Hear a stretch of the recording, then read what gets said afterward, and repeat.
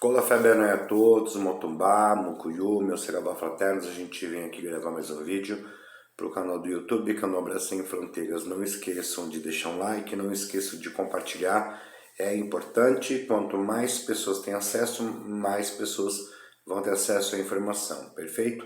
Hoje eu vou abordar um tema chamado de Zandró, um ato dentro do Jejimahim, da nação onde eu pertenço, onde eu sou iniciado há 36 anos e 20 anos com casa aberta.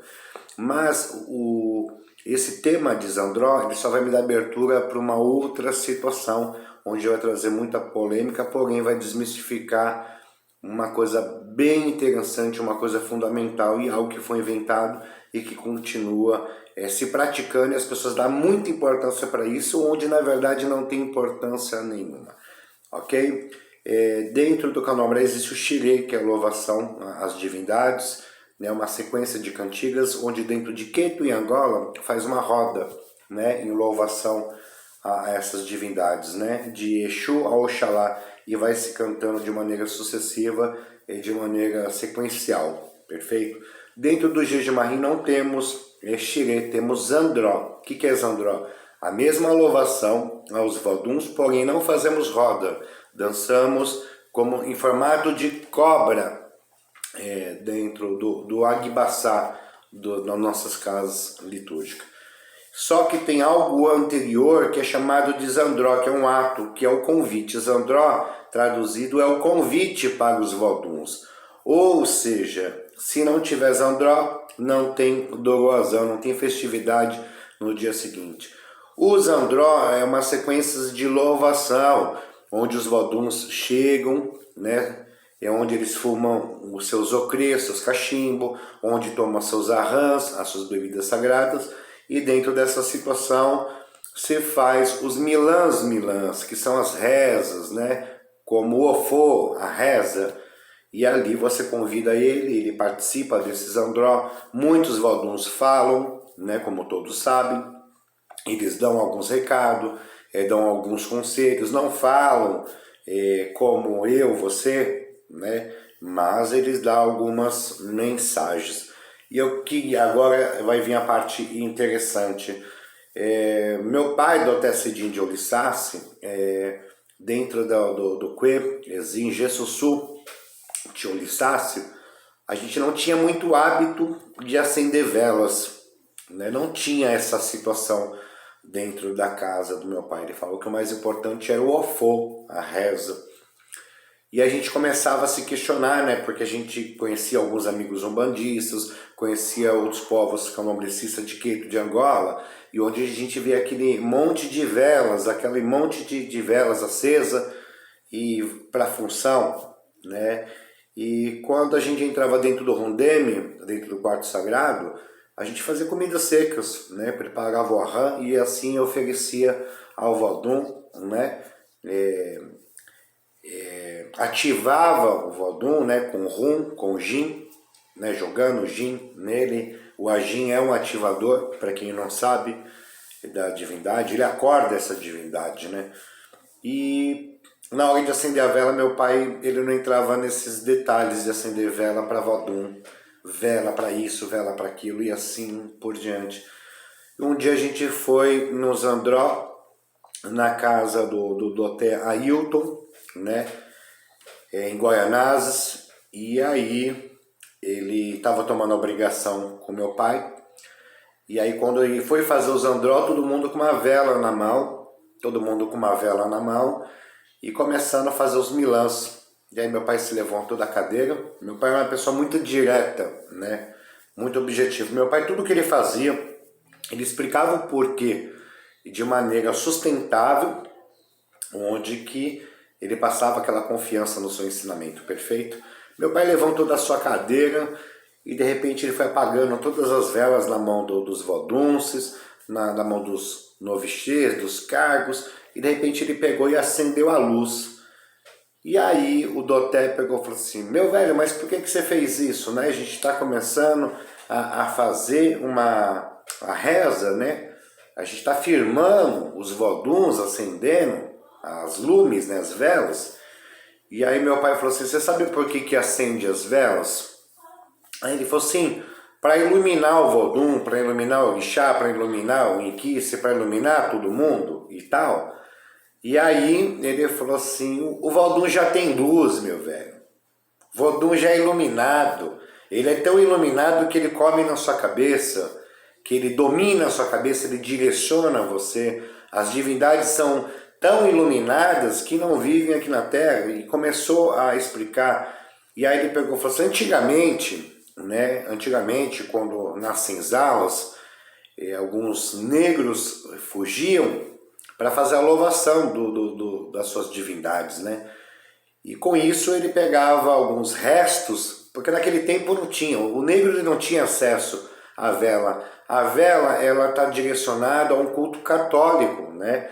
Onde a gente sabe, onde muitos santos morreram assassinados, passaram por diversas situações, e naquele tempo se acendia as velas, entendendo que devido ao sofrimento que aquele santo ele teria passado por aquele momento, ele não tinha bom compreendimento, ele estava perdido, então os católicos acendiam a vela para poder iluminar dentro do segmento deles, né? Para iluminar, para trazer luz, para eles não ficar perdidos, para eles se conformar com a morte que teve e assim por diante.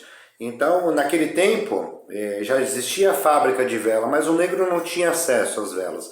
Quem tinha acesso eram os católicos, né? Nos seus altares, nas suas novenas e assim por diante, né? E o que sobrava para o negro? O resto de parafina, né? O resto de vela. E aí quando eles iam fazer a função, né? Eles fugiam e no meio da máquina iam fazer a sua fundamentação. O que eles faziam? Eles pegavam esse resto de vela, esse resto de parafina, e ia para a mata para poder fazer a louvação aos seus deuses. E por que naquele tempo eles não levavam lamparina, né? Porque naquele tempo tinha lamparina e tal. Eles não levavam lamparina porque era muito fácil, se de repente eles fossem descobertos, eles apagassem a vela e naquela situação eles não seriam encontrados. Então essa fundamentação da vela que os negros usavam lá atrás.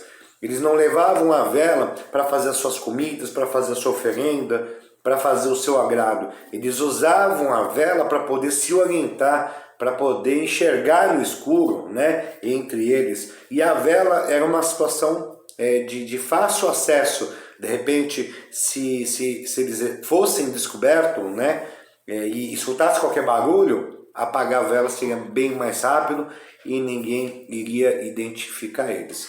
Então essa é uma das fundamentações que meu pai não acendia vela dentro do corpo. Era raro, às vezes meu pai deixava como instrumento de fé, não por fundamentação, tá? Por instrumento de fé. De repente você vai e faz um ebó, e aí você faz a comida, passa a comida, né, no corpo da pessoa, faz o ofô, faz a reza, e de repente tem muitas pessoas, porque vem de uma formação católica, e a pessoa fala assim, mas não acendeu a vela, ou seja, não iluminou, então gera isso um desconforto. E dentro do ebó, a parte importante para o ebó funcionar não é só o ofô, é a pessoa ter a conscientização, a pessoa acreditar que aquele trabalho vai funcionar. E de repente, através de uma vela, você pode perder todo um trabalho, porque a pessoa ela vai ficar indecisa, vai ficar com receio, não vai acreditar muito.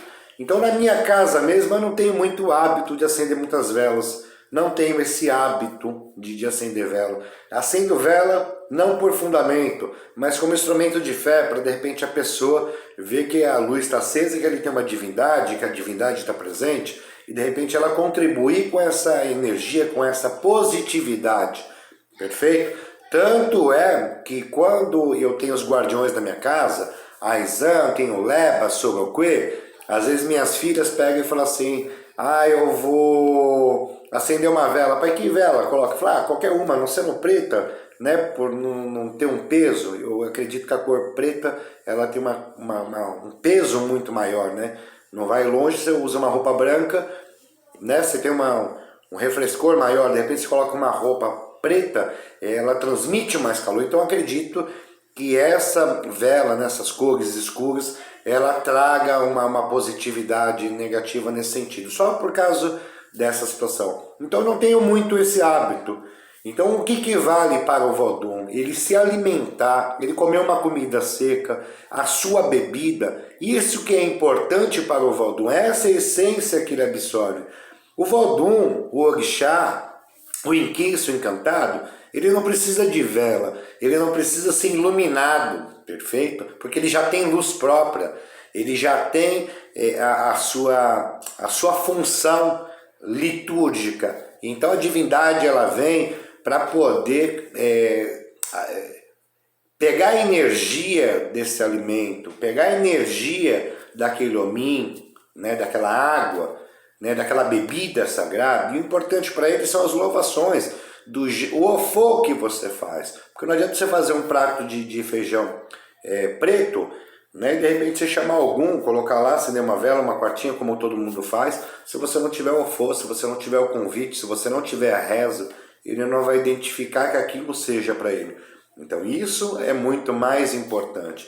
Então isso é uma fundamentação que eu estou ensinando de situações lá atrás, embasado em estudo, em vivências que eu tive dentro do candomblé. Então, pessoal, a vela não é importante para o culto tradicional de matriz africana. A vela, ela não ilumina o orixá, a vela não ilumina o inquice, o vodum, o encantado.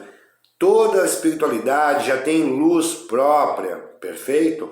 Então é isso que eu queria ensinar. Então me ajudem a divulgar meu canal no YouTube para que eu possa passar mais fundamentação baseado em embasamento em estudos, perfeito? Não em achômetro. De repente a pessoa fala uma situação e não consegue lucidar o que ele está falando, ou seja, passa a não ter fundamento, é uma fala, é uma falácia que se torna perdido, tá bom, pessoal? Então espero que vocês curtam o meu vídeo aí, não esqueça de dar um like e bora para assistir o outro vídeo. Perfeito, pessoal? Um grande beijo no coração de vocês e que meu Pai Ezansu abençoe a todos.